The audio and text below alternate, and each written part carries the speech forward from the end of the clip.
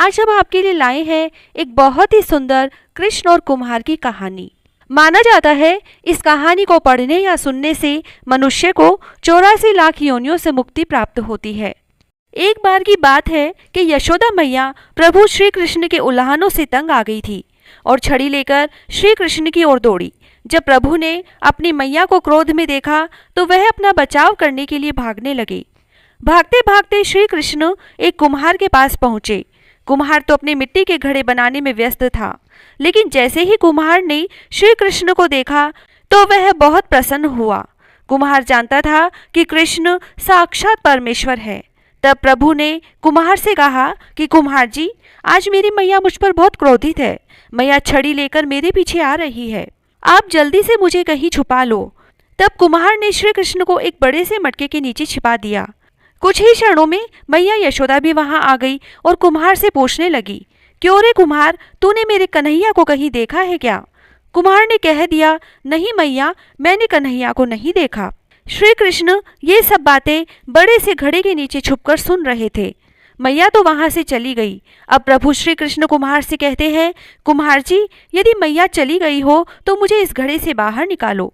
कुम्हार बोला, ऐसे नहीं प्रभु जी, पहले मुझे 84 लाख योनियों के बंधन से मुक्त करने का वचन दो। भगवान मुस्कुराए और कहा, ठीक है, मैं तुम्हें 84 लाख योनियों से मुक्त करने का वचन देता हूँ, अब तो मुझे बाहर निकाल दो। कुम्हार कहने लगा, मुझे अकेले नहीं प्रभु जी, मेरे परिवार के सभी लोगों को भी 84 लाख योनियों के बंधन से मुक्त करने का वचन दोगे तो मैं आपको इस घड़े से बाहर निकालूंगा। प्रभु जी कहते हैं, चलो ठीक है, उनको भी 84 लाख योनियों के बंधन से मुक्त होने का मैं वचन देता हूँ, अब तो मुझे घड़े से बाहर निकाल दो। अब कुम्हार कहता है, बस प्रभु जी, एक विनती और है, उसे भी पूरा करने का वचन दे दो तो मैं आपको घड़े से बाहर निकाल दूंगा। भगवान बोले, वो भी बता दो, क्या कहना चाहते हो?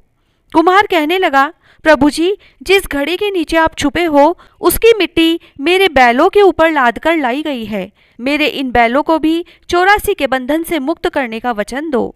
भगवान ने कुम्हार के प्रेम पर प्रसन्न होकर उन बैलों को भी 84 के बंधन से मुक्त होने का वचन दिया।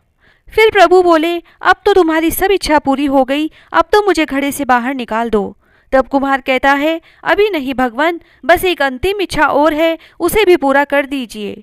वो ये है कि जो भी प्राणी हम दोनों के बीच के इस संवाद को सुनेगा या पढ़ेगा उसे भी आप 84 लाख योनियों के बंधन से मुक्त करोगे। बस यह वचन और दे दो तो मैं आपको इस घड़े से बाहर निकाल दूंगा। कुम्हार की प्रेम भरी बातों को सुनकर प्रभु श्री कृष्ण बहुत खुश हुए और कुम्हार की इस इच्छा को भी पूरा करने का वचन दिया।